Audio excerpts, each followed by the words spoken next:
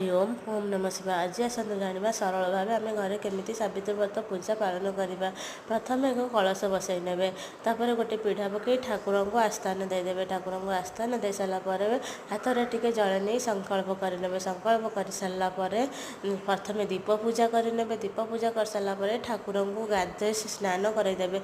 मुझे प्रथम स्नान करदी से पंचामृत छिंचिकी स्नान करदेली। चंदन सिंदूर देकी ठाकुर को सज कर बेश करदेवे। ठाकुर को कपड़ा पिंधे देवे। ठाकुर को फूल अर्पण करेंगे। तुलसी पत्र अर्पण करेंगे। जदि लक्ष्मी नारायण को बसुँच शिव पार्वती को बसुँच बेलपत्र अर्पण करेंगे। अगरू लगेदेवे।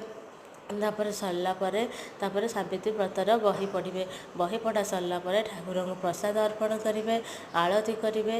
आते आपणकर जो शाढ़ी शंका सिंदूर ठाकुर पाखे छुआईकी रखिए पूजा करेंगे। एमती सरल भाव आम घरे सावित्री व्रत पूजा करें। नहीं तो मंदिर में करें।